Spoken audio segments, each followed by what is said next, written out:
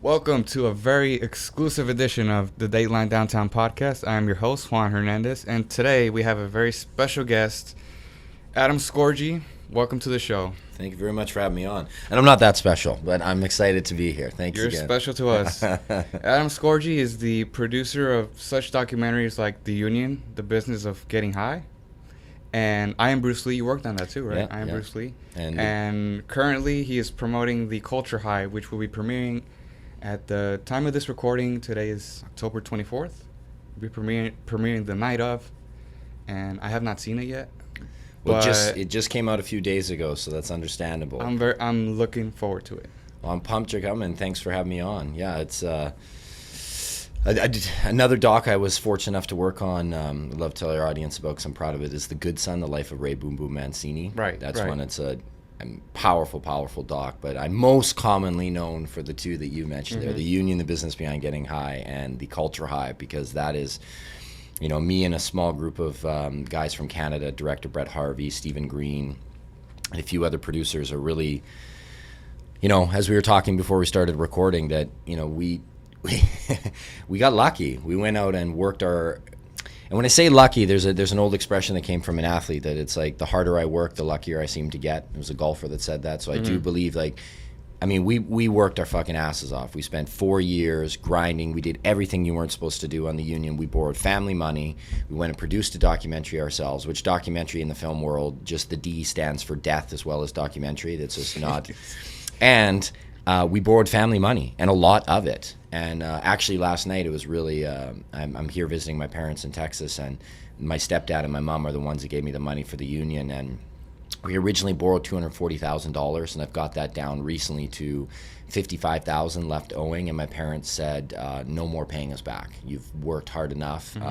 We never paid for you to go to college, so we're looking at that as kind of like your college investment. The fact that you've paid back that much money, we're super proud, and we know it meant a lot to you to pay that back, but they're going to let me go from paying back the rest, which is, it was a really emotional night with my parents. They were just proud, and it was like, man, that's awesome. And, but I still have to pay them back the $150,000 I borrowed to make The Culture High. So I'm about in the same amount of debt I was originally.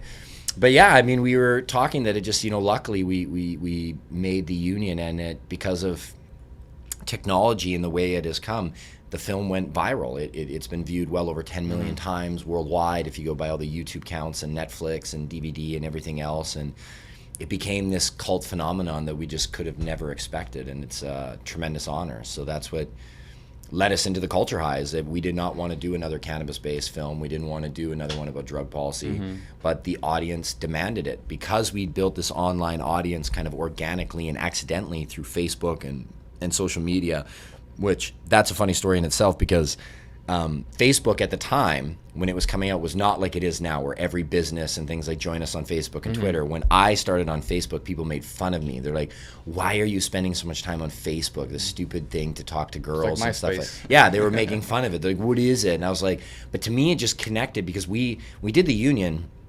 First of all, we went way over budget, and two, we didn't think about marketing and all this other thing. So once it was done, we thought a distributor would pick it up and market it, but that's not what distributors do. Most distributors, especially when they're buying indie doc, they buy it and they put it on the shelf, and that's it. They might get one reviewer or like a basic advertisement, so your film never gets seen. So for me, Facebook just connected. I was like, wow, I can message thousands of people with one click. Like, how else am I going to do? Am I going to go out in the corner and hand out flyers and say, hey, watch my pop movie, watch my pop movie? People are going to be like, stupid hippie, not watching this shit. Imagine if you did this 30, 40 years ago. It wouldn't exist. The Union, no one would know of it, and The Culture High would clearly not exist, like even 10 years ago, because it was funded through social media. It was demanded by the audience. So we went to Kickstarter and said, okay, you guys have sent us all these emails and Facebook posts and everything else that you want another one.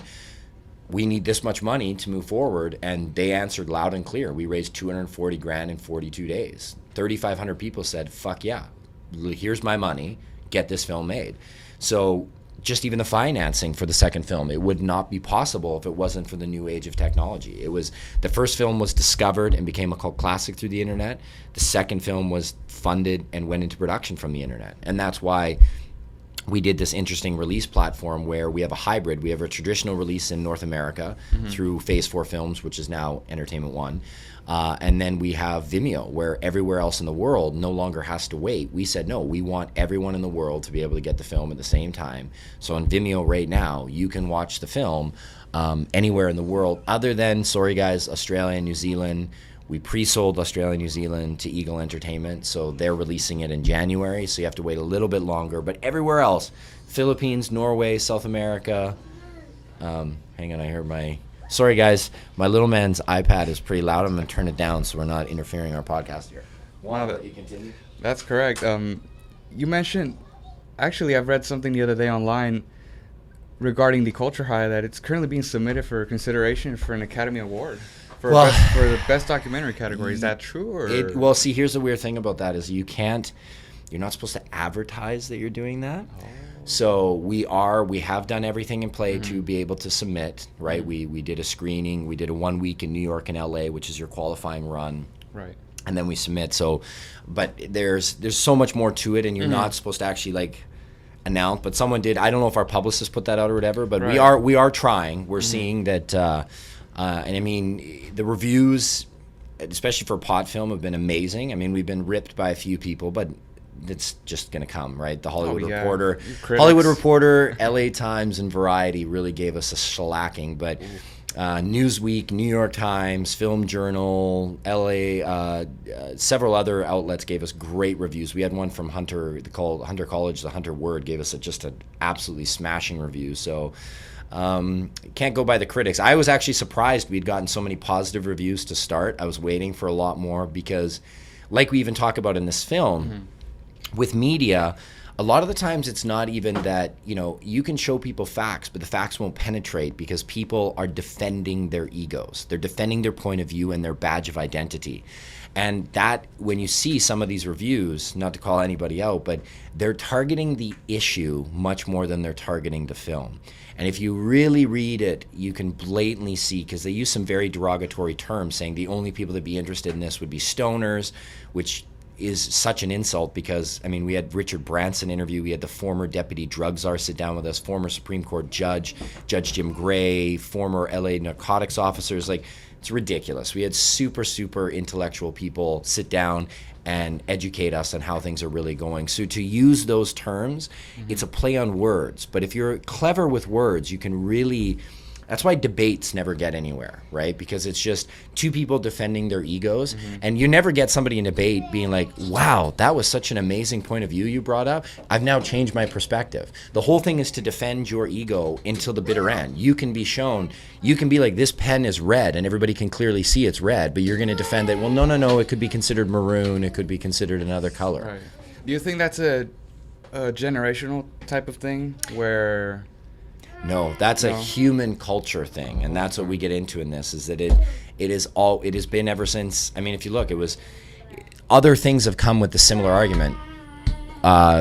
Equal rights for men and women in the workplace, equal rights to education for minorities and everything, right? There was always one side arguing the other side, right? There's always someone, and till the very end, to where you start looking on the wrong side of history.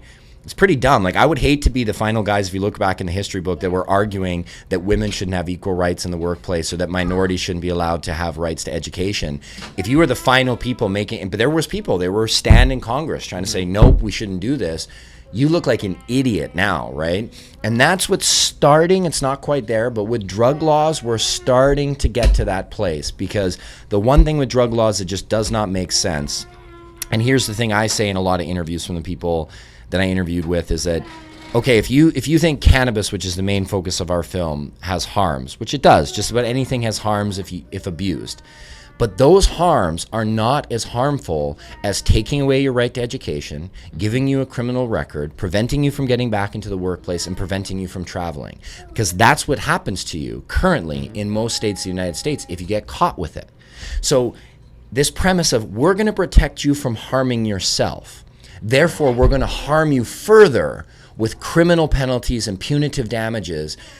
you start to think and you're like, how the fuck did we ever think that was going to prevent somebody from addiction problems? Especially when you understand the science of addiction. Right. The actual substance is a minor part. The majority of it is what causes someone to become addicted to a substance in the first place. What trauma did they have as a childhood? What shapes their brain to get addicted to a substance in the first place? So when you really look at it from that picture, even the most hardcore conservatives or prohibitionists, they're having a tough time arguing how it's right to criminalize our own population for doing something that is less harmful than the punishment itself. That, I don't know, if you can be a logical person and tell me how that makes sense. To me, it doesn't. And then to get into the corruption side of it, which we talk about in this, and sorry, I'm rambling, I do this. No, please. The corruption side of it is that law enforcement has financial incentives to go after minor drug dealers and trafficking. And, people listening right now are like, well, good, they should. No, because that takes their attention away from real crimes that I consider. Murder, rape, molestation of our children. They don't get proceeds of crimes or seizures of assets for those crimes. So precincts have a financial incentive to be like, listen, we're only going to put 20% of our effort into murders, rapes, and molestation of children. The rest of it is going to go into drug crimes, because drug crimes, we make money, and then we can go to the state and to the feds and we can get more money for those proceeds of crime and those asset seizures that we have. So police, and the easier crime to get is not to go bust a murderer or a rapist or whatever. That's tough because you have to have DNA, you have to have concrete evidence, motive, conviction record. You know what's way easier to get? Simple possession or minor trafficking of somebody on the street corner, especially a minority in this country, because the laws are very racist. Right now in the United States on a federal level, whites, Caucasians do drugs at slightly higher than other minorities, yet minorities, blacks in particular, are charged at 4 times the rate of Caucasians on a federal level. And in certain states, they're charged at sometimes 6 to 8 times the rate. So they're all doing it at the same rate per 100,000. So there's no excuse for that, other than there's racial profiling when it comes to police and law enforcement, right? Who's the easier target? To go to somebody that comes from an upper, a poor economic situation in society to where they can't defend themselves in court, that person's going to get charged every time. Because I don't know if you've ever been through the court system. I've had some experience there. Courts are won by money, right? If you have a drug charge and you have money, you'll get off. If you have a drug charge and you don't have money, you're fucked. You're going to get charged. Then you're going to have a tough time getting back into the workforce because now you have a federal record. You'll lose your right to getting funding for education, and you won't be able to travel to other countries. So good luck on trying to get your life back. Yet if you're a celebrity and you do the same thing, it's a big joke. Oh, so-and-so was caught with cocaine again. Oh, the president was caught with crack. Oh, this person was... The mayor of Toronto was busted on video for smoking crack. He can still travel. He can still become a prime minister. He can still run for office. Bullshit. The average person that gets caught with crack can't do the same thing, right? There is a clear, and we say this in the film, the drug laws make it very clear that there is one law for the rich and powerful and one law for everybody else. And that's the problem that we try to talk about in our films, is that it's not about smoking weed and everybody should be able to get high and the right. That's such a small part of it. The big part of it is that the drug laws are very racist. They're also very economically driven, and that is the problem. If we live in a democratic society where everybody should have the right to the same success and the American dream or the Canadian dream, those things need to change. Right. And all of this resonates because myself, I'm a criminal justice major here. Perfect. And so you understand this. I understand where you're coming from, and I actually did an internship this past summer at the juvenile probation for Harris County. You'd be stunned. I mean, I'm sure you know already. Most juveniles have a simple petty crime for, what do you call it? What am I trying to say? Like drug charge or trafficking. Yeah, a small drug charge for marijuana. It's insane where you're overlooking the actual problem. They might have addiction problems, problems at home, and it's very tough when people get lumped into just one category. Well, and then think about, and this is the thing for me, after interviewing some of the world's most renowned addiction specialists and law enforcement and people that have worked on the other side of this, say you're a person, like, we've all made mistakes, right? Absolutely. Maybe not everybody's broken the law, but everyone has made a mistake. And, that's what good parenting is you get taught a lesson and then you get given an opportunity to correct that mistake. Now, if it's a mistake that did not harm someone else or damage somebody else's property, like a drug charge, and you're trying to get your life on track, like you wake up in the morning, because people say, well, they need to suck it up and not break the law.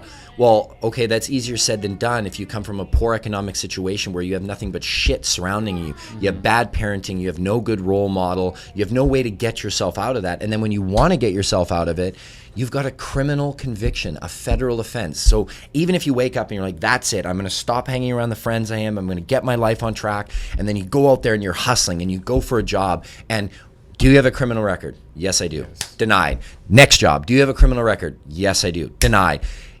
There's only, especially if you're young and you don't have good moral guidance to get out of this, and everywhere society is just rejecting you because you made a mistake. Same kind of mistakes I made when I was younger. Luckily, I just didn't get caught, right? Or the president of the United States and the two previous presidents did the same thing, but they're now the president of the United States. They didn't get caught. So that's why it's okay for them. So this is what really frustrates me with this, is when I know how hard it is. I've been there. I've had some, I got into fights when I was younger and I got charged with assault, and those charges got dropped. But that's because my family was able to engage a lawyer and go through that process, right? I couldn't imagine if I didn't have that, because then I'd be screwed. I wouldn't be here doing this podcast right now because I have a criminal record. Right. I wouldn't be allowed to travel to the United States. I'd be barred for years. But I had a family that could help me. So I can imagine if you're a young man or young woman and you make a mistake, same mistake that I personally admitted that I've done or that great leaders of this country have done, and you don't have someone that can help you get back on track. You've experienced in the justice. Good luck. It's next to impossible. Like you won't be able to, and then you're going to start having resentment for society, because you're going to be like, man, look, I was 19 or whatever. I made a mistake, or I was 18 or 17. Like, geez, I'm trying to get my life on track, but no job will give me an opportunity. I don't have good role models. I can't win in the legal system. I'm just getting screwed. I have no money. So I just have to plead guilty and try to make some, plead to get out and be able to get my life back on track. Good luck. You're fucked, right? And then what do you do when you can't get back in? You're going to go more legal. Right? Because now you got to survive. You're human, right? And then maybe now you wind up and you get some girl pregnant, or you're a girl and you get pregnant, and now you've got to fend for your kids. So you got to do what you got to do to make that happen. Ryder, shh, buddy. Sorry, guys. My little man here is driving his motorcycle around. This is raw and uncut. This is how we do it here. Yeah, this is how we do. We bring my family was out, so I brought the little man. So you got the added sound effects in the back. The main thing that we're getting here is that, hard work does pay off no matter what you do. If you're a documentary filmmaker, if you're going to college, if you're a single parent, doing both at the same time. Luckily, I'm just going to college and doing internships during the summer and stuff like that.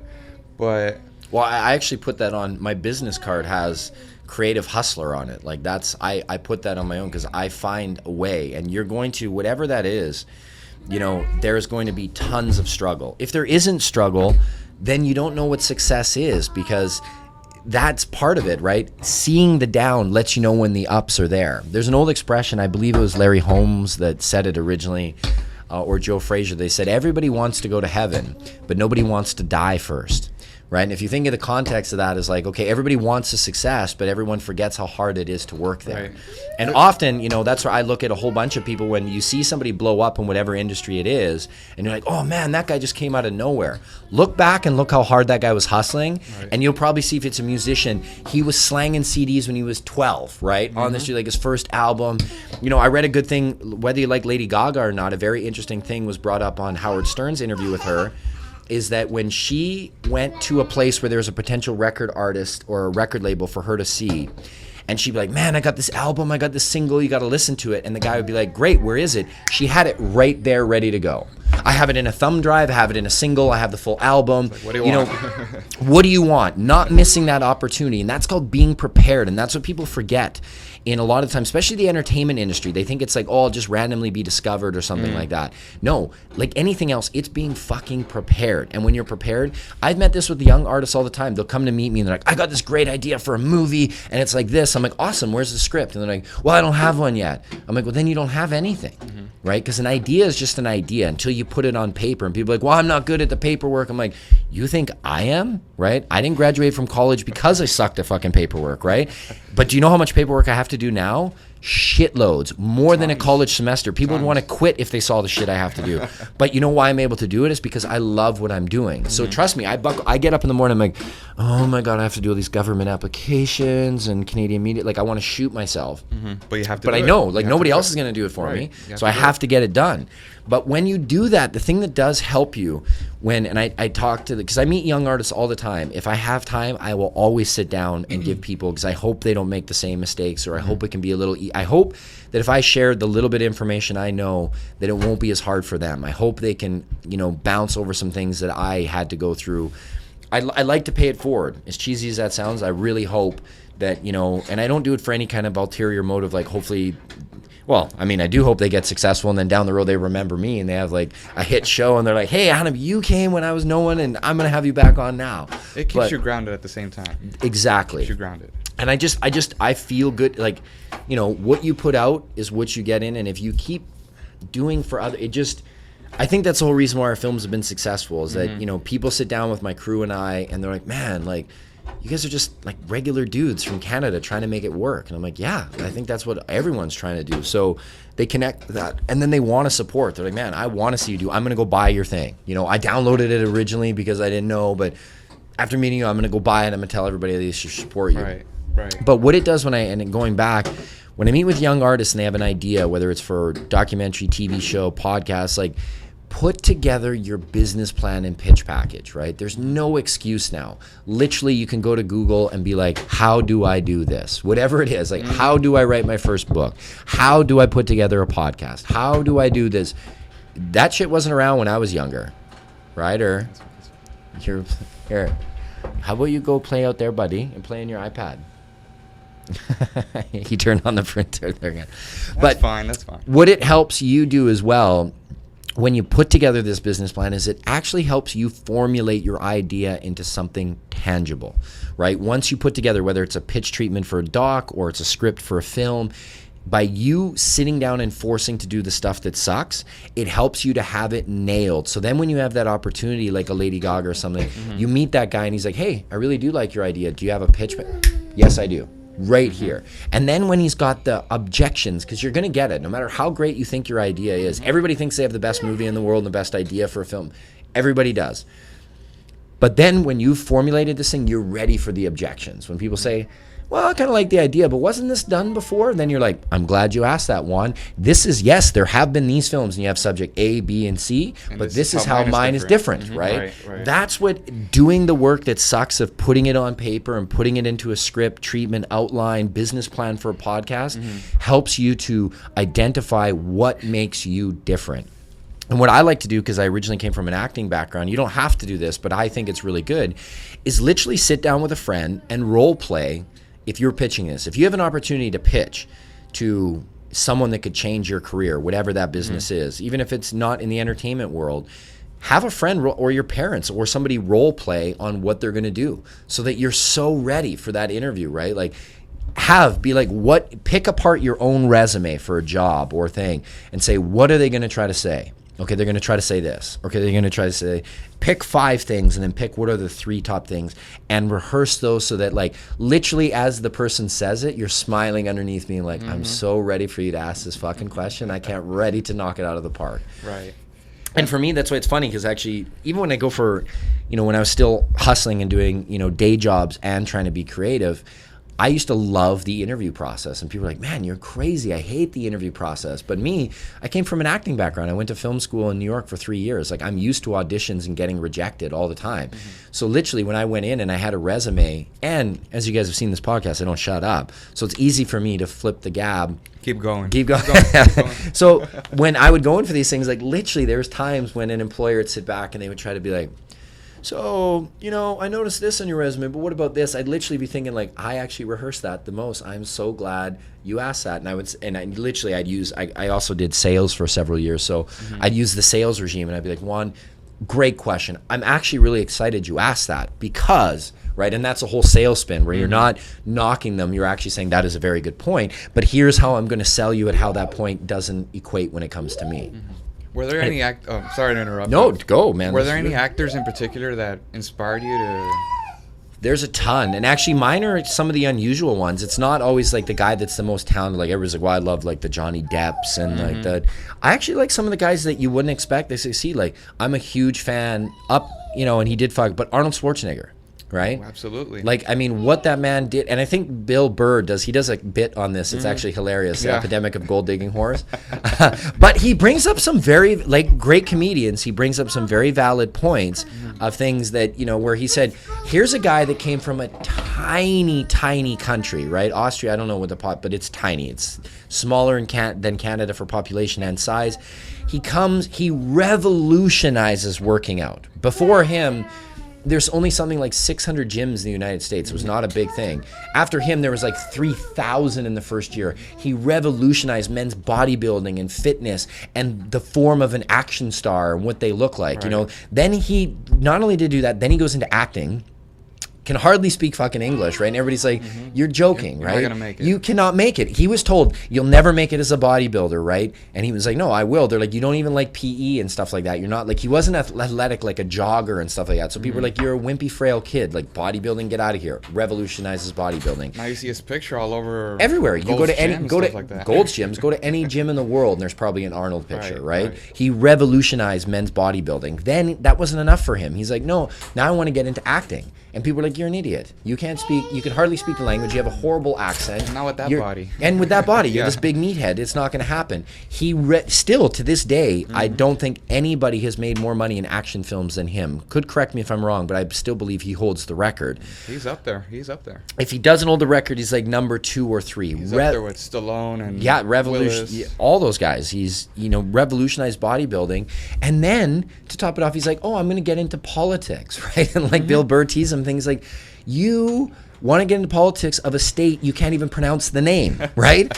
And he does. He wins. And then to kick it off, he marries a Kennedy, the ultimate royal family of, another country. He comes to the United States and marries into royalty after accomplishing all this other stuff.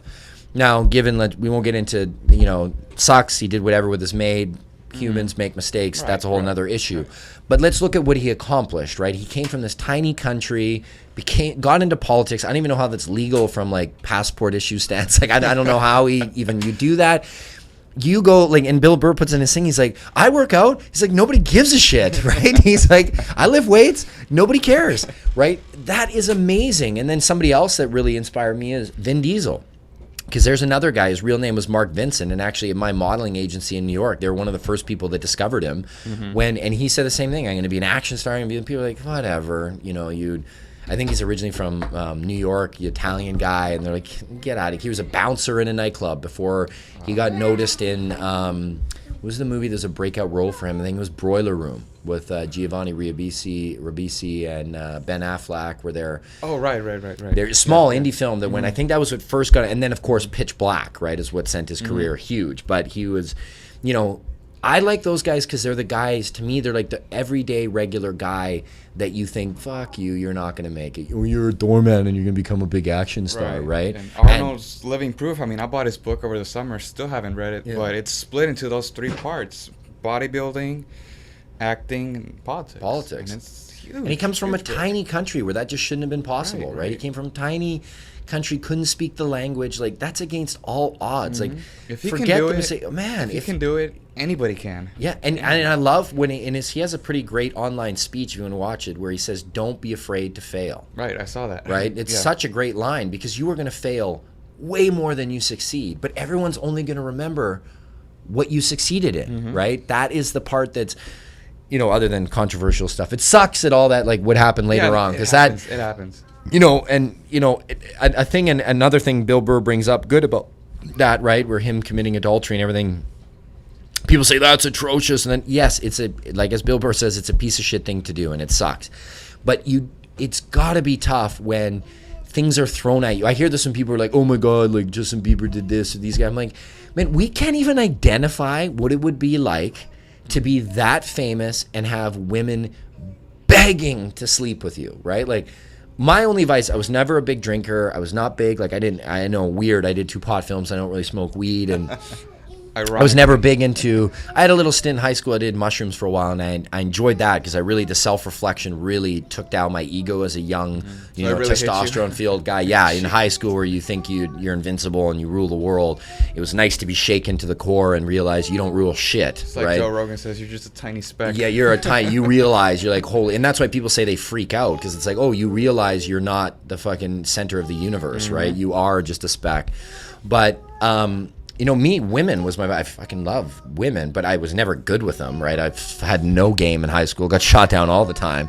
But I couldn't imagine to the point where you're coming, you're world famous, to where you're walking out and Playboy bunnies and Victoria's Secret models are begging to sleep with you, right? You can say you have a religious background or you're this, but until you would never do that and this and that, but until you're put into that situation, you can't even comment on it because you've never experienced it. You'd be like, well, people are like, well, I turned down a hot chick once or whatever. Like, maybe you did once, right? And maybe because she was fucking crazy. But think about there's nowhere you can go, into any town in the world for those uber celebrities, and people are begging. Like, that's why there's a great line, and I think it's got to be true for them, where Charlie Sheen, someone asked him in an interview, and they're like, why do you pay to have sex with escorts? He's like, no. We don't pay to have sex with escorts. We pay escorts so they leave after we've had sex with them. He's like, the problem is with women when you're famous is after they want to get pregnant, they want to latch onto you, they want to. And women out there, I'm not saying all women, but unfortunately there's a large percentage in our culture that is their goal. Right. They hear celebrities are going to a club. There's a whole article done on this in either Vice or Maxim called Bottle Service Girls, where they pay it's in the bag there, bud. They pay nightclub doormen big money to let them know when big celebrities or sports athletes come in, because their whole goal is like, I'm going to hook up and get set up for this one. They don't have plans to go get an education. They don't have plans. They're a hot girl that knows that, people pay to have beautiful people around them, men and women. And if they can go roll that, I mean, essentially, Kim Kardashian, is that any different? That's essentially how she made her career. And now to do a sponsorship, it's $1 million sponsorship for her to endorse a product. And essentially all she did was accidentally get her porn video with her boyfriend online. And I say accidentally like that because if you just go and do it willingly, then you're a porn star and you don't get famous. But if you do it accidentally where it leaks, then it works into other things. Accidentally is the key word here. Moving on to talking about the documentary in the Union, there's an interesting quote that Joe Rogan mentions when you mention private prisons. He just freaks out. He's like, private prisons? What is that? What are you talking about? And yeah, I got the same reaction. I'm like, it's there. Well, and that's the part. Joe was such a nice, refreshing part in the first one because you have all these professionals and everything, and then you have somebody like Joe that what he's saying is bang on. And what people don't understand, I mean, we all do because we listen to his podcast, so you understand just how intelligent this man is, right? Joe is a super intellectual and often not given credit for just how intelligent he is, just because you don't know him. If you listen to him, you know. But what he says in the film is so bang on, but he also adds that comedic humor and some swears, because the way he says it, I've only seen the film about 1,000 times. He's like, what the fuck? We have private prisons? How the fuck did that happen? How did society ever allow that? He's like, that's a bad, bad sign if we're letting people profit off of putting people in jail.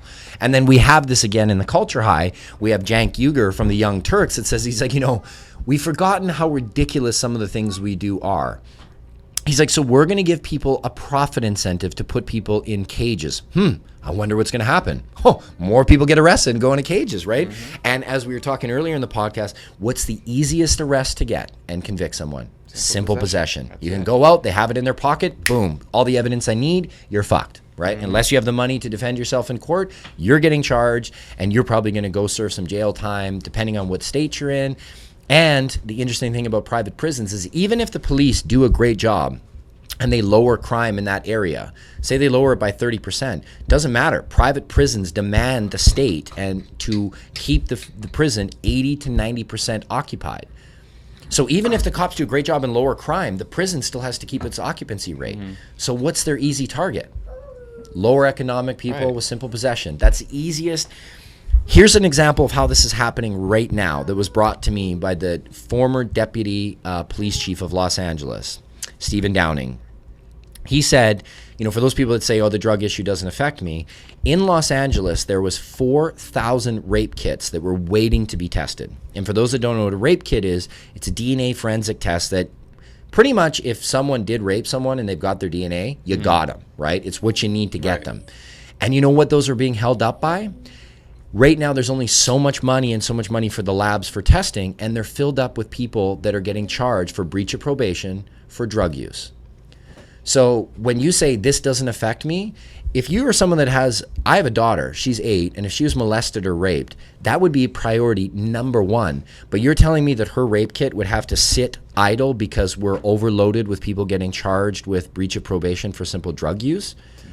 It's insane. Like, I don't give a fuck if they're even doing heroin in their house, right? I want whoever touched my daughter to get charged. But the simple fact is they don't put the money towards that. I said there's no financial motive for them to go after that. Right. And that's why there's an organization that's in our film, a lot of these ex-cops are now part of, called Law Enforcement Against Prohibition, right? These are all cops that have been there. They've seen how they're doing far more damage to society than helping.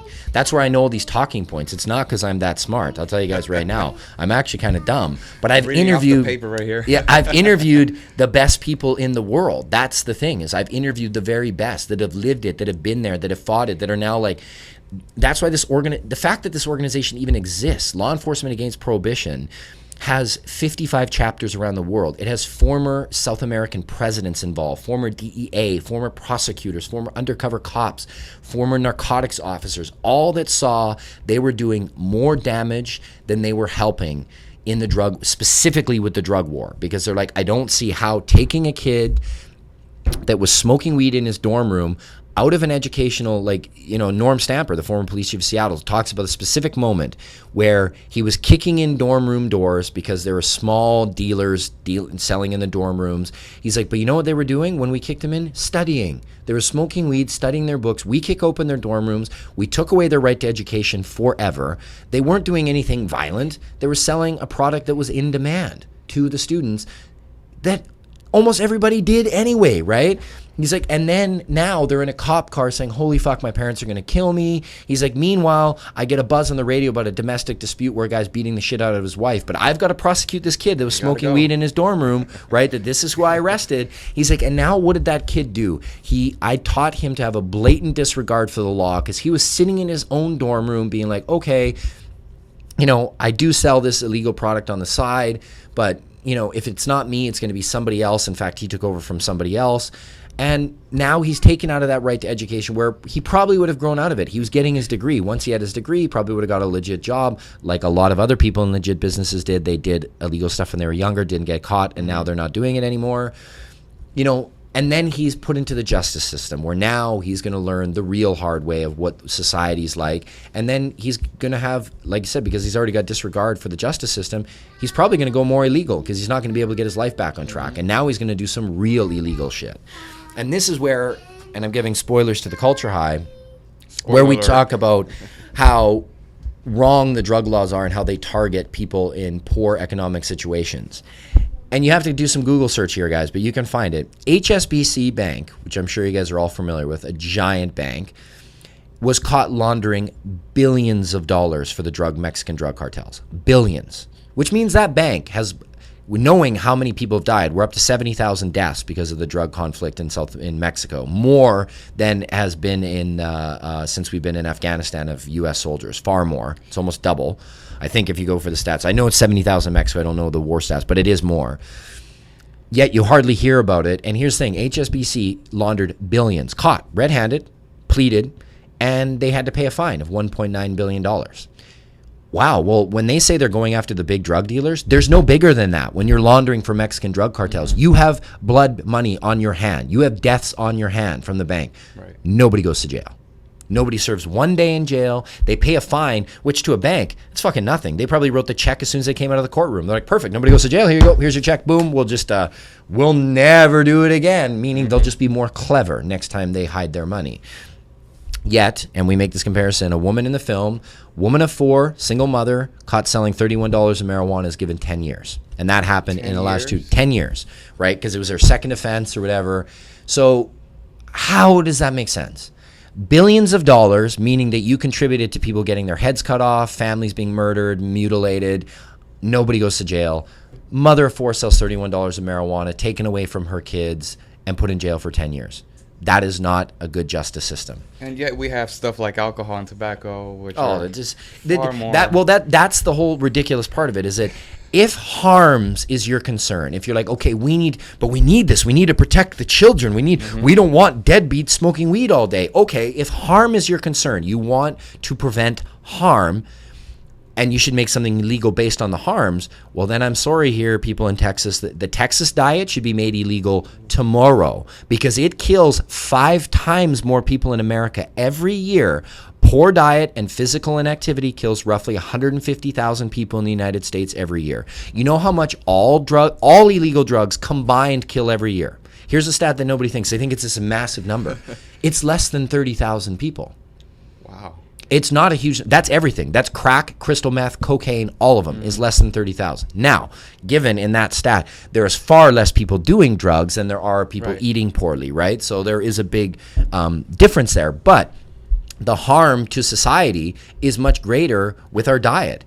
But that's your right as a free, sovereign individual, is if you want to eat shitty and not work out, that's your right. It's your body. You can do that, right? Same with if you want to use a substance like cannabis and expand your consciousness using cannabis, as long as you do not harm somebody else or damage other people's property, that should be your sovereign right as a free individual.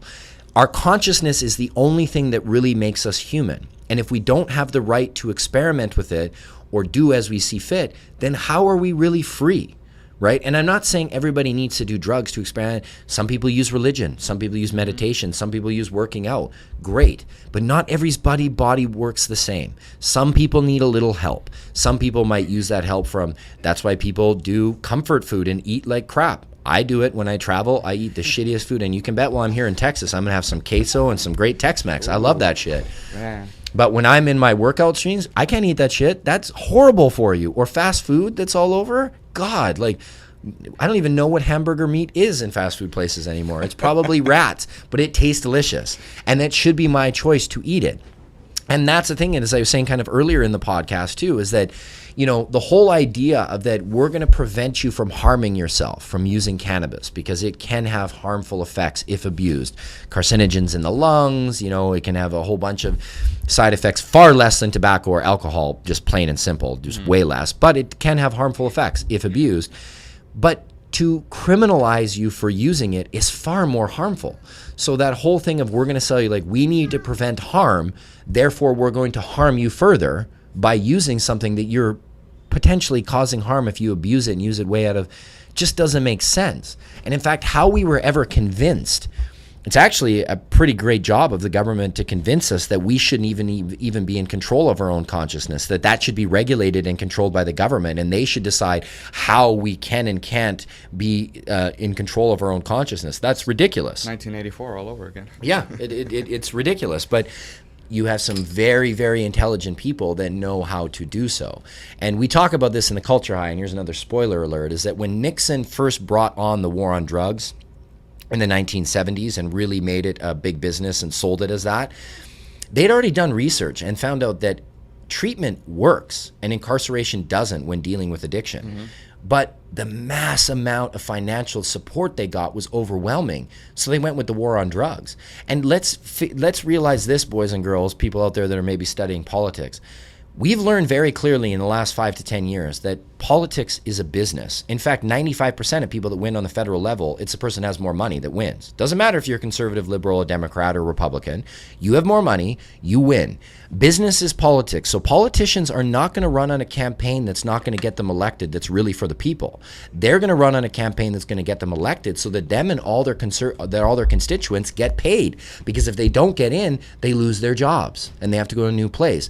So a politician is only going to be the hero when the swell from the people is so big that he looks like an idiot if he stands against it.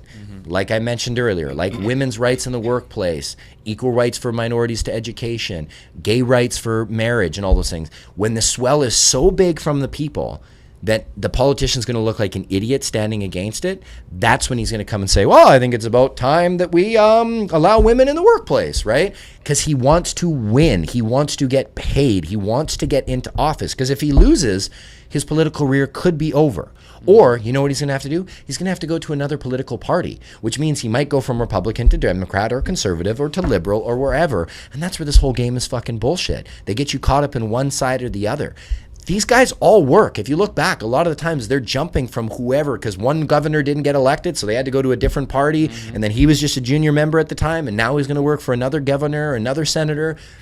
Make up your mind already. It's a business, but it's a business. They're going to go where they get paid. Just like if you and I lost our job tomorrow, what are we going to do? We're going to go find a makeup job, right? Politics is no different. So when you're spending this big money on politics and you're getting all these donations in the form of lobbyist groups, nobody invests in politics because it's not a good business. They invest in politics because it's a great fucking business. So if they give you $100 million, they're expecting to make $400 in return. And that's why big companies, if you see them, they invest in both parties. They don't give a shit if Republican or Democrat wins. They're going to put $100 million into both so that either way, that fucking pipeline's going through your state next term no matter what, right? Whether Obama wins or Mitt Romney wins, doesn't matter. Somebody's winning. Somebody's winning. Interesting point you bring up. We had a story in our last issue titled Marijuana Penalties. I think you'll find this very interesting. I'm going to read some quotes here. Republican incumbent Devin Anderson followed her Democratic competitor's lead and announced plans to lessen penalties for first-time marijuana offenses. Starting on October 6, first-time nonviolent offenders caught with under 2 ounces of marijuana will be given the opportunity to avoid jail time by performing 8 hours of community service or participating in a drug awareness program. And she goes on to say, our goal is to keep these individuals from entering the revolving door of the criminal justice system. Our tagline is no jail, no bail, no permanent record if you earn it. It's not that catchy, but we can save up to $10 million a year, folks. We think that taxpayers deserve to have their money spent wisely. And she asserted that her plan would apply to all minor nonviolent marijuana infractions, not just first-time offenders. She also stated that under her authority, offenders suspected of misdemeanor possession of marijuana would be cited, given a court date, and penalized by being assigned community service. Finally, they're waking up. This is here in Harris County. Good. They need to start doing stuff like that and non-violent. Like, see, and there's the thing that people never get with this. When people are like, well, I don't give a shit. Marijuana's not for me, blah, blah, blah. It's like, yeah, but your taxpayers' dollars are paying for these people to go through the system.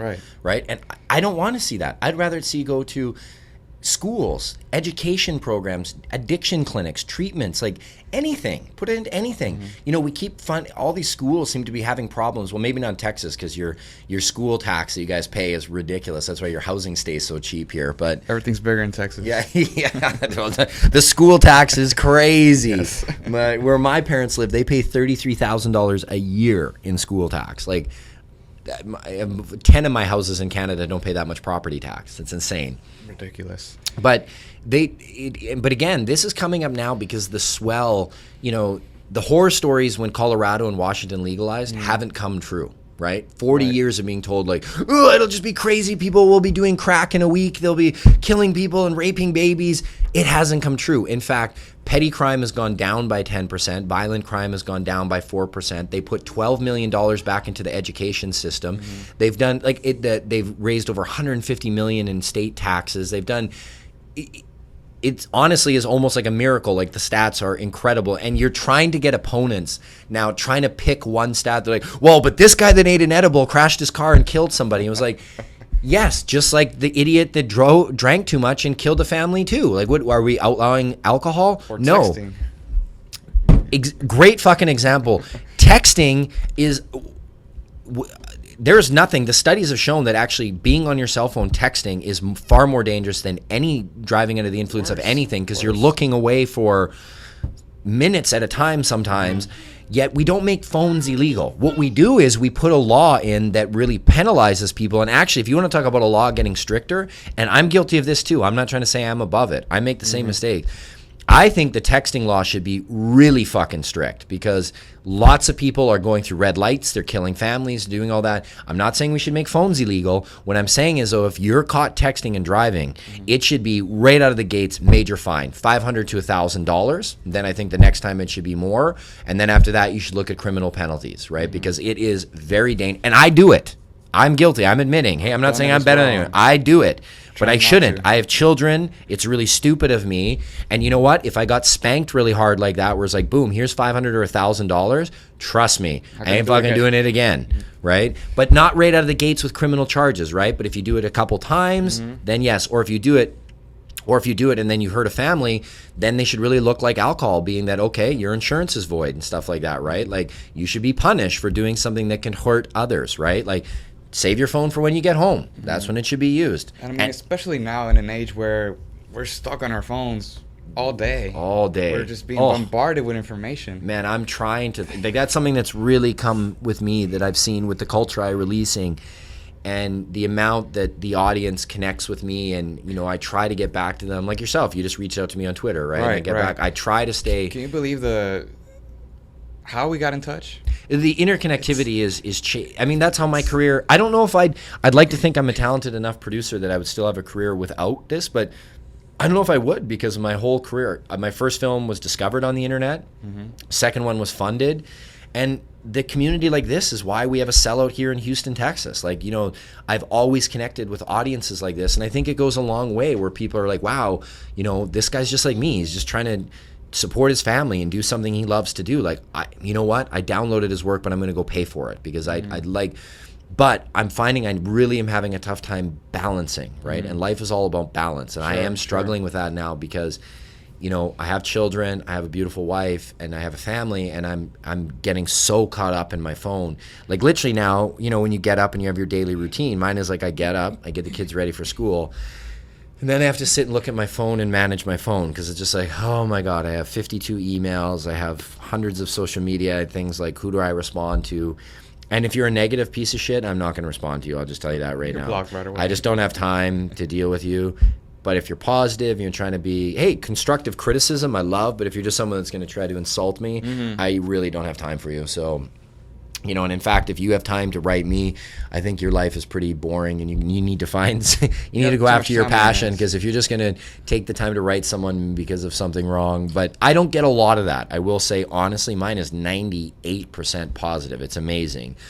But I'm having to learn how to balance that. It is tough, and I can see how people that have really had, I mean, I'm a nobody from Canada that I've been fortunate enough to work on some really great documentaries, and, you know, there's a big cult following, and I have there's a social media following there. But I can't imagine if you're someone that's on these scales that has like millions of Twitter followers and you're in the public eye all the time. Like, I get it now. When I was interviewing a lot of our talent, you know, and people's schedules are always so busy, and I'm like, come on, like, you're that busy for an hour? No, I can see, man, I'm that busy over the next month. People are like, hey, you know, like, can you write this, you know, I want to do a Q&A with you. Can you write this thing down? I'm like, honestly, man, I'm not the greatest typer or writer. I don't have time to answer 35 questions via typing. That'll take me like a full day to make sure. They'll call you out for spelling and stuff like that. Yeah, fuck the spelling. Okay, here's a pet peeve of mine. When you call me out on spelling and shit on Twitter, go fuck yourself, seriously. Because I am, okay, here's the thing, people are like, you used the wrong there. I'm like, okay, first of all, my grammar's not that good. You got me, right? I was never very good at school. I'm not that great. I'm typing in 140 characters probably as I'm changing my son's diaper or taking him to school, or I'm at my daughter's hockey. Meanwhile, I'm getting 35 emails, trying to keep my wife happy, trying to do my job at the same time. So I'm sorry I used the wrong there when I tweeted, right? What are you doing? Yeah, give me a break, man. It's Twitter. Yes, if I was writing a blog and I was writing a thing and I had grad, absolutely should be called out. But it's my personal Twitter. If you are that pissed off I didn't use the right fucking there, unfollow me. Seriously, do not send me that. That's one thing I will. I have snapped on people that have been like, you didn't use the right word. I'm like, dude, 15 other people retweeted it and favorited it. They got what I meant. Yeah, take a fucking chill pill. I used the wrong there or something there, right? Or the wrong R. Like, give me a break. I was texting as I was going, trying to make it fit 140 characters. Meanwhile, I guarantee I was doing 10 other things. Sorry. That shit drives me. The cool part is I actually have such a cool Twitter following and stuff that a lot of other people attack those people for doing that. They'll send pictures of like a cat with a Nazi outfit. They're like, "What are you, the Twitter Nazi?" and stuff like that, right? And I was just like, "Yeah, thank you, seriously." It's just the little things that It's annoying, and I admit I'm bad. I have really bad grammar. I struggled. I had ADD. I still have ADD, and I was never good at English. I had teachers in high school that didn't give a shit about teaching me. I finally had a few good ones in my later. I remember it wasn't until like my senior year that someone actually taught me how to write a proper essay. I used to just write. I had passion, so I'd write, but like I'd be all over the place. And finally, a teacher was like, "Adam, has anyone taught you the proper structure of an essay? Like your opening statement, then your defending argument, your supporting things, and then your conclusion?" And I was like, "What? You mean there's a format to it?" Right? Like in grade 12, I got that. Yes, no, not saying I probably wasn't paying attention in other classes because, as Juan and I were talking about earlier, is that, you know, the interesting thing that we're learning about education is that not everybody can be taught the same way. So when you lump 30 kids into a classroom and expect to write on a chalkboard, 50% of them don't learn that way, right? I am one of them. I'm a visual and audio learner. You put stuff in video for me, you do audio stuff, I can pick it up and retain it. You write it on a chalkboard, as soon as you write I'm bored already and my mind is wandering. I'm looking at like, oh, I wonder how they built this roof and I wonder what their lighting bill is like. Like my mind is gone. You've lost me instantly, especially if it's a subject matter I don't give a shit about, then I'm gone. So, you know, and of course I'd have teachers, they would just give me flunking marks. Yep, you failed your essay. Yep, you failed your essay. Yep, you failed. Well. Instead of saying, hey, I'm thinking you haven't, until I had Mrs. Schellenberg in grade 12. And she's like, I'm thinking no one's taught you properly or took the time. And then amazingly, I got my best mark in English ever because I actually had a teacher that realized I had a learning, whether you want to call it a disability or difference than the other kids in the class, and I needed a little extra attention because I didn't learn that way. And you know what? She had heard horror stories because I was, you know, teachers are no better than students the way they talk in this CAF room. I've heard stories about they talked about me 10 years later, how I was the worst kid ever and blah, blah, blah. Hey, you know that kid, Adam? Yeah, no, seriously, me and my buddy Vic, we were like the horror stories. Like, and literally, Miss Schellenberg told me this. She's like, Adam, I was new to the school, and when I told people you were in my class, literally teachers were like, oh my God, you might want to transfer schools. This kid is so bad.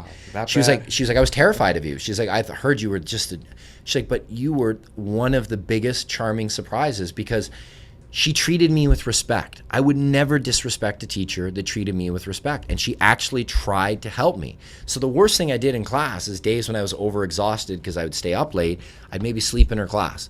But I never interrupted her. I never disturbed her. I never did anything wrong. And then I really did try on my essays and stuff. I worked on it. I tried.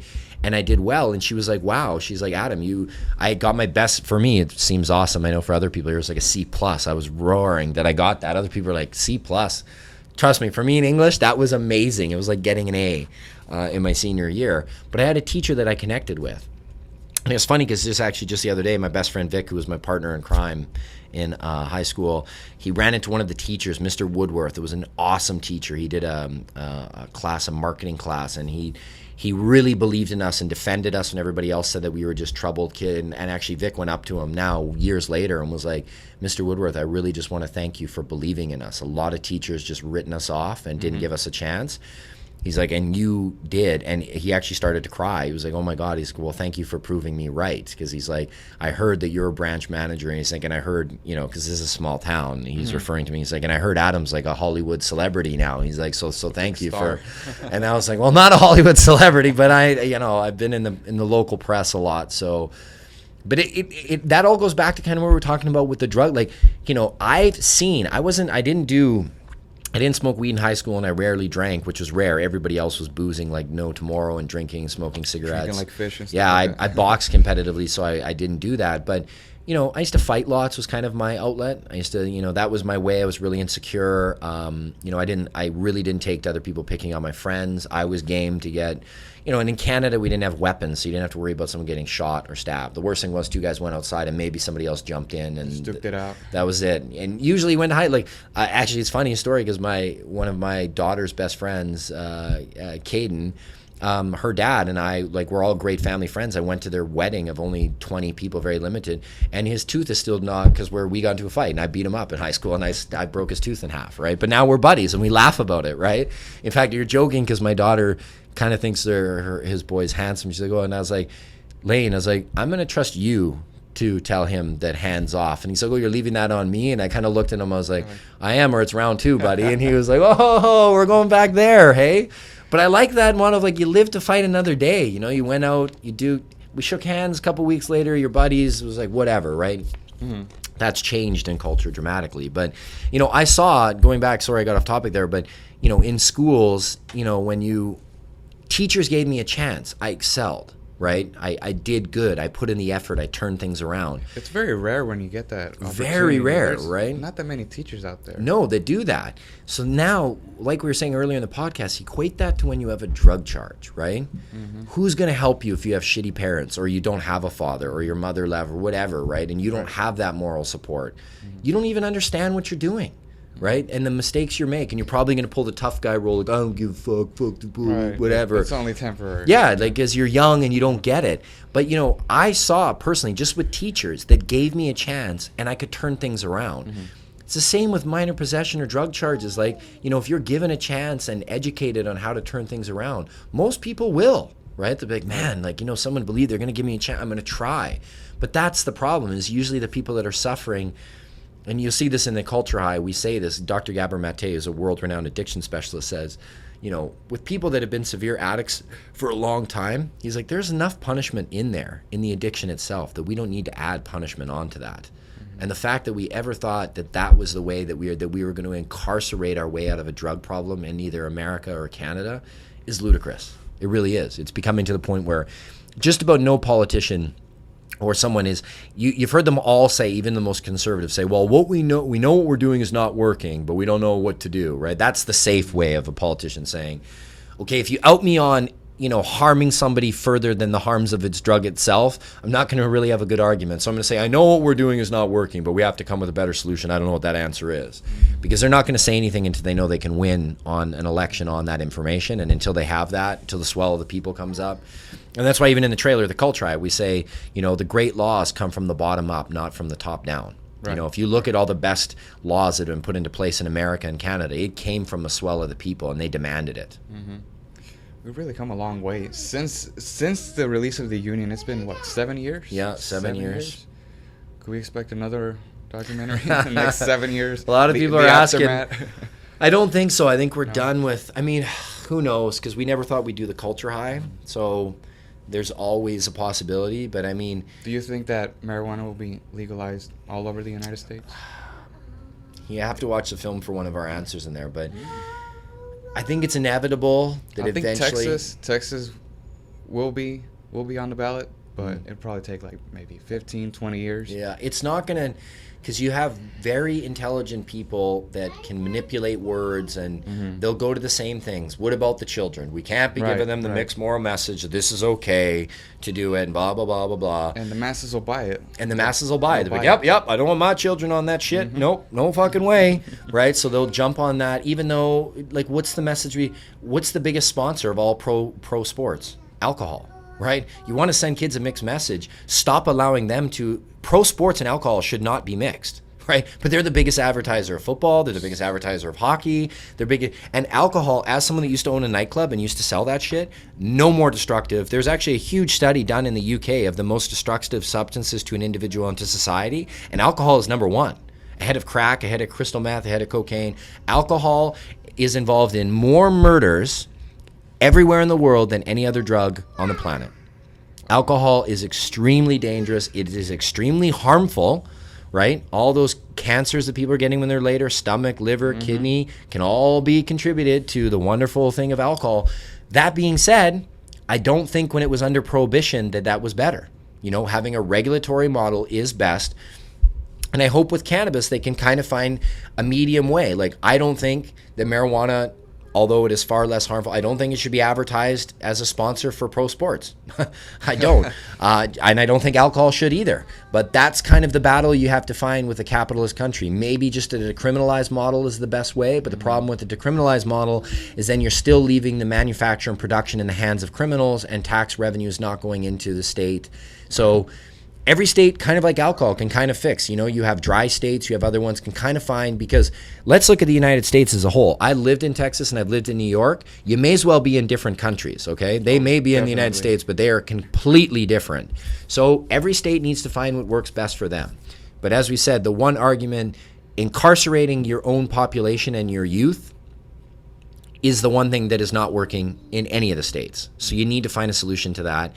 And using taxpayers' dollars to do that is purely not working and should be going to much better things, like education or addiction clinics and stuff like that. That's the one thing that really sucks for a lot of addicts. If they want to get clean, good luck. The free clinics are dog shit. And no offense to people working them. I commend you for trying, but you're not given the resources, right? It's like trying to fight against the American military with, you know, a John Deere tractor and brass knuckles. Good luck, right? You might be able to take down 1 or 2 soldiers, right, that aren't looking if you sucker punch them, but you're not going to be able to stop the U.S. military, right? That is the same way when it comes to addiction. The people I know, and I've had family members, immediate family members, beat addiction, and I've had one of my best childhood friends beat addiction. He was addicted to alcohol and cocaine, and now he is a super successful insurance broker, makes $350,000 a year, totally turned his life around. But some major things happened for him. He had a very supportive family that could pay to put him into proper rehab. So he went to a very expensive program in Canada that cost about 50, 60 grand. The average addict, in fact, 98% of addicts don't have that kind of money. 2, they don't have a supportive family that's willing to help, that his father was an addict as well. He was an alcoholic and got sober and identified it and knew how to help him. And 3, he never got charged. He was lucky, so he didn't have to battle a criminal record. That was one thing he didn't have to overcome. He could just focus on his addiction. And he himself is one of the biggest advocates of my film. He's like, as a former addict, I get your movies more than anyone, because he's like, if I would have had a criminal record during that whole thing, fucked. I wouldn't be able to travel to the States. I probably wouldn't have got hired at the insurance company as that. It would have been so much harder for me to get my life on track. Luckily, I just never got caught with my cocaine and booze and drive and everything else. I was lucky. 8 years sober now, one of the most successful guys I know. My point being is that, and we said this in the union, and you watch last, you can beat an addiction. You will never beat a conviction. You know you're in the just law. Once that's on there, even if you get a pardon, and I know as someone that travels from the States, I have a pardon, right, for my assault. Well, I have my assault charge where it was a charge, but I was never convicted in the charge. But just the fact that I was charged, right, never convicted, it's there. Every time I get a new passport, they're like, what is this? I have to go every time I cross the border. They're like, it is there. Every job I have to clarify. Do you have a criminal? Well, I don't have a criminal record, but I was charged. It never went through. I had my fingerprints done. Like, because then if they catch me lying, then I can, that's fraudulent in my job application. And rest of my life, I have that problem. I open up a company, they're like, oh, you have a criminal?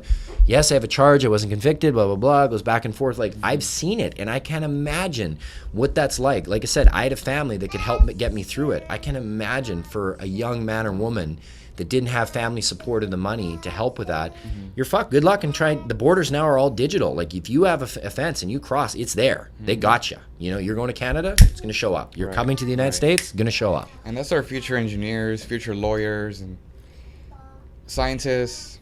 The president of the United States admitted to doing lots of cocaine and rather liked smoking marijuana. In fact, he was part of the Choom Gang, which was a marijuana smoking club, right? Now, if he was any other, and I'm sorry, I'm pulling out the, if he was another black man from a poor economics, situation that got charged with cocaine, good fucking luck on even being involved in anything in politics, let alone becoming the president of the United States. But he was lucky. He didn't get caught, right? Even Schwarzenegger, Bill Clinton, George Bush has pretty much said. Earlier. Yeah, George Bush has pretty much said, oh yeah, Schwarzenegger smoked a lot of weed, and he came out and he decriminalized it in California. So, but that's usually when politicians do their best work. It's right on their way out. Because at that point, they're not worried about getting reelected. They don't give a shit. So on their way out, they're like, I'm going to do something that's actually going to help the people.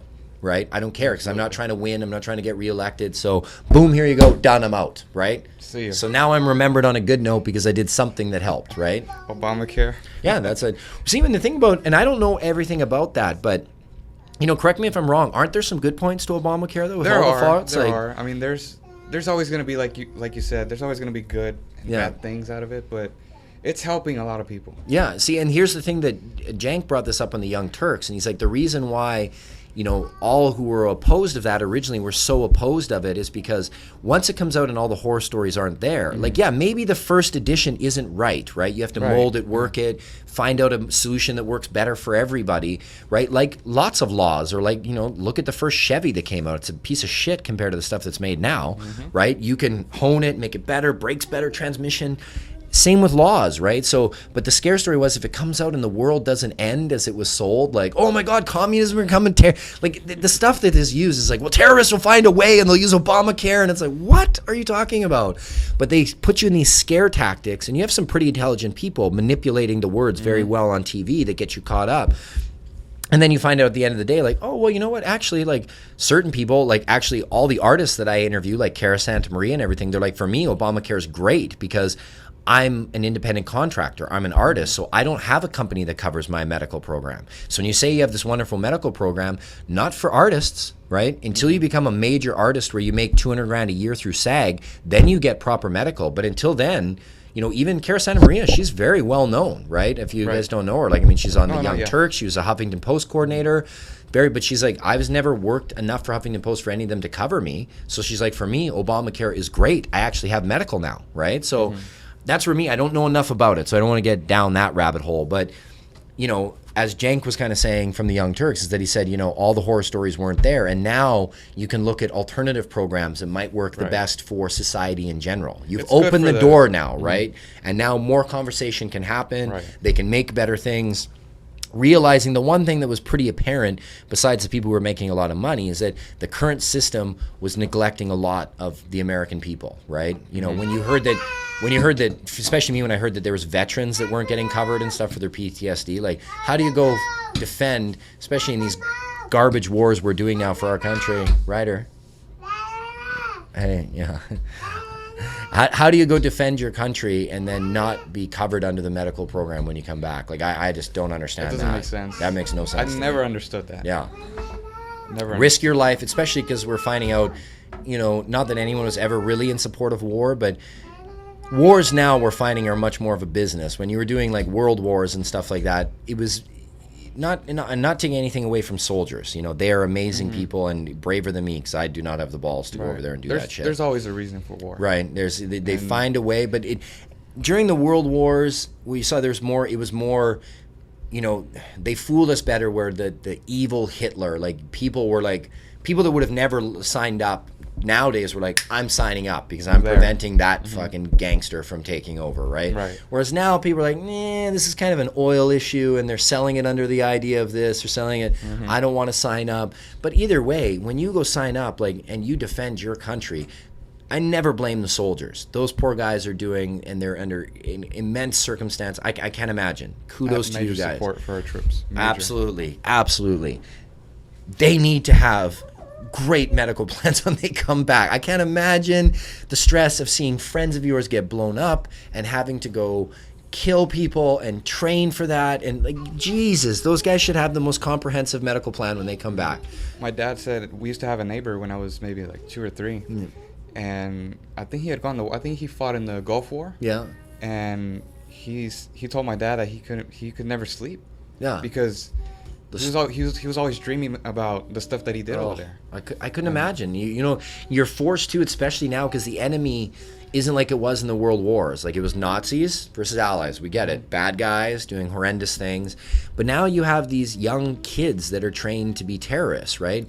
And, when I've watched shows like Vice and stuff, I kind of understand. Like, they're looking at, and Canada's involved here too, right? Because we support the U.S. troop, but a foreigner is in their territory battling an enemy, right? And they're just caught in the crossfire a lot of the time, right?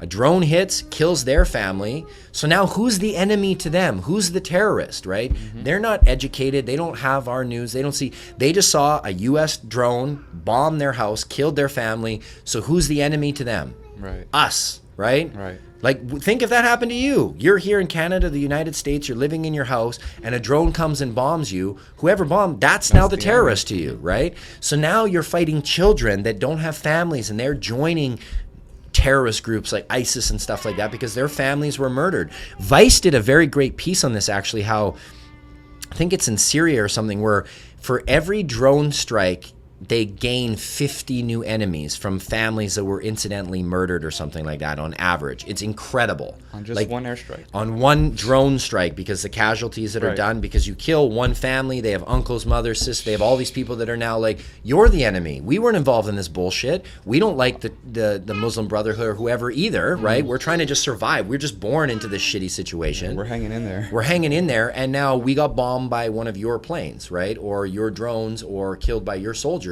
So now you are the fucking terrorist to us, right?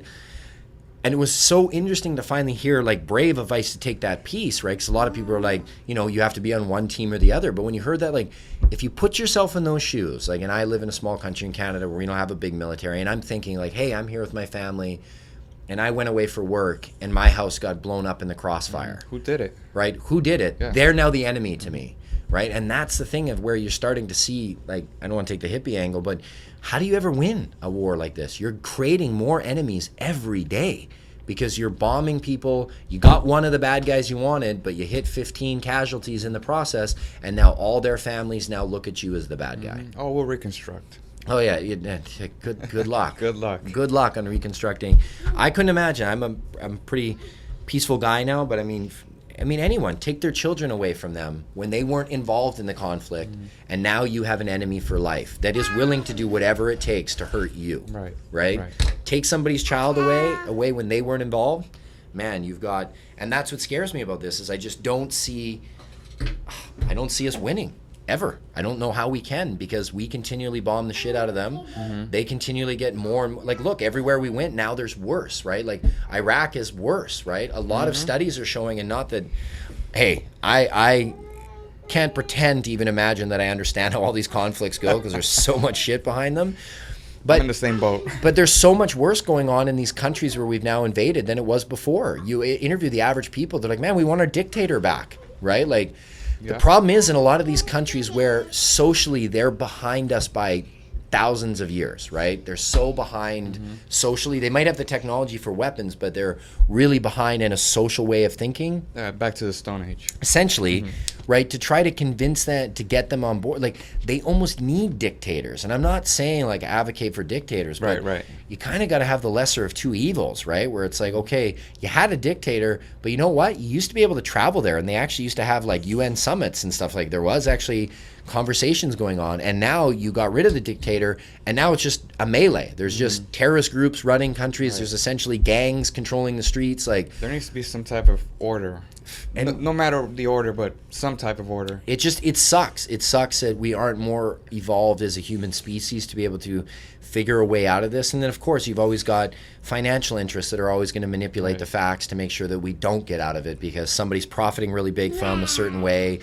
That's why they wanted the dictator out of there, because they wanted access to those oil mines or diamond mines or whatever else. And that's at least becoming a bit more, we can get that now because of access to information and people having cell phones. And you know, it's interesting now when you see news sources where CNN will be like, that conflict zone's crazy here, and then someone will record on their phone and be like, I'm here right now and there's actually no shooting going on, and I don't know what they're talking about. Yes, there is, like, you know, we're in discussions, but there's not a military zone right now as sold on this news site, right? But I know, man, you've been patient. I don't know how long we've been rolling for here, but I probably got to take my little man home here. We're coming up almost towards the end. Oh, yeah, cool. But this was great, Adam. Thanks for coming down here, making the trip to my U of pleasure, H man. downtown. And Adam's making the rounds here in Houston. The Culture High Houston premiere is tonight, October 24th? 23rd, I think. 23rd? Is it 23rd or 24th? What do we got? I never know. I use my phone for everything now, so I never know. Yeah, because I flew in the 22nd, so 23rd? 23rd. Yeah. So my bad. Tonight the 23rd at the Movie Grill. I always say it's such a weird. Up here. It's such a weird name. Studio Grill. Movie Grill City Center. Movie Grill. That's so weird for a movie studio. Movie Grill Studio City Center. And you can follow Adam on Twitter at Adam Scorgie. That's ADAMSCORG. Visit his website at scorgieproductions.com. You can also listen to his podcast on iTunes, the Scorgie Exchange. It's really good, even though I know you've been very busy. I've been in hiatus for the last little while. I apologize. No, that's the great thing about podcasts. You can always go back and listen to what you missed. So it's great. You can also find Adam on Facebook, adam.scorgie. Yep. And check out the Bruce Lee documentary, I Am Bruce Lee, on YouTube. It's up on I Am YouTube. Bruce Lee it's on Netflix, and The Good Netflix, Son is as well. So's The Union, the Business Behind Getting High is on Netflix. Right. Right now in the U.S., not Netflix Canada. And then, you can also find The Culture Eye. I mean, if you Google it, you can go, they both have Facebook pages. The Culture Eye Twitter is just The Culture High. And you can find The Union or The Culture Eye on Facebook. If you search them in the search engine, just The Union, the Business Behind Getting High, or The Culture Eye, you'll find them both. And as I was saying earlier, I'm pretty interactive, and I try to get back to everybody. It's getting harder these days, but I do my best. So if you check out my work, I will appreciate it, and I will try to get back to you. And you can also find The Culture High on iTunes and Vimeo. And like you mentioned in a previous podcast, if you can buy a cup of coffee at Starbucks, I'm sure you can afford. Man, that's exactly what buy I it on try to say. Vimeo. We put it on Vimeo worldwide. Made it $5. for $4.99. If you can buy a cup of coffee or buy a hamburger, you can support us, man, and we need it. We're not, I'm not begging for charity here. We put 4 years of work into this and borrowed a lot of money from our families to get this film out there. So I get it. If you torrented it and you watched it and you didn't like it, I wouldn't blame you. Don't pay for it. But if you watch it and you did like it, hey, go back and say, you know what, I'm going to give this guy $5. I think that's fair. That's a fair price for content. I think that's what Louis C.K. and everybody's charging. I think that's fair worldwide price for anybody to pay. Don't buy that hamburger. Buy The Culture High on Vimeo. Or just skip one coffee in your day. The average person has at least one. Just one day, say, okay, I'm going to sacrifice my coffee and support these guys. Very informative stuff, Adam. Thanks for coming on the show, and you're always welcome to come back anytime you're in town. Thanks, brother. My pleasure, and good luck with the show. And you guys support podcasts like this, man. These guys are going out there and hustling, and